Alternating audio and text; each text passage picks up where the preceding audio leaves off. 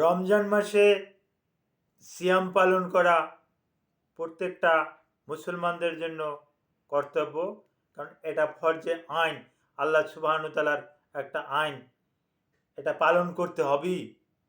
তার মধ্যেও কোনো কোনো রুগী এটা ছেড়ে দিতে পারেন। কোন কোন রুগী এটা ছেড়ে দিবেন এই ব্যাপারে আলোচনা করব। আসসালামু আলাইকুম ওয়া রাহমাতুল্লাহি ওয়া বারাকাতুহু।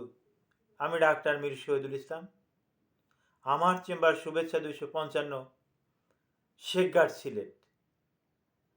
একটু কষ্ট করে গুগলে গিয়ে ডাক্তার মীর শহীদুল ইসলাম লিখে সার্চ দিলে আমার ফোন নাম্বার, আমার ভিজিটিং কার্ড ইত্যাদি সহ বিভিন্ন তথ্যাদি আপনারা পেয়ে যাবেন। জি দর্শক শ্রোতা, আলোচনা হেডলাইন অলরেডি আপনারা বুঝতে পেরেছেন। কিছু কিছু ব্যক্তি, রুগ্ন ব্যক্তি, তারা রোজা ছেড়ে দিতে পারবে। এটা আল্লাহই বলেছে যে রোজাটা সুস্থ ব্যক্তির জন্য, অসুস্থ ব্যক্তির জন্য নয়। তাই এই অসুস্থ ব্যক্তিটা কারা, এটা আমাদের জেনে নেওয়া উচিত। নাম্বার 1, একটা রোগী ডায়রিয়ায় ভুগতেছে, পাতলা পায়খানা অলরেডি 4-5 বার হয়ে গেছে, সে ডিহাইড্রেট, তার রিহাইড্রেশন থেরাপির দরকার, তার ওরাল স্যালাইনের দরকার, তার আনুষঙ্গিক বেশ কিছু মেডিসিনের দরকার, সে কোমায় চলে যাচ্ছে। এমতো অবস্থায় উনি রোজা ভাঙতে পারবে।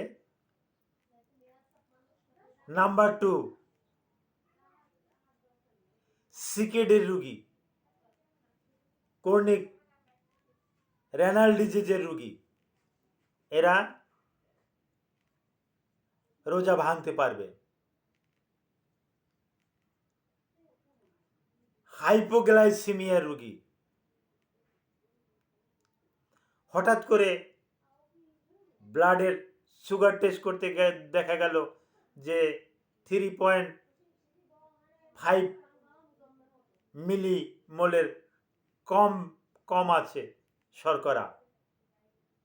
তো এমতো অবস্থায় তার শরীরে কাঁপুনি আসছে, বুক ধড়ফড় করছে, মাথা ঘুরাচ্ছে, অজ্ঞান হয়ে পড়ে যাওয়ার পরিস্থিতি।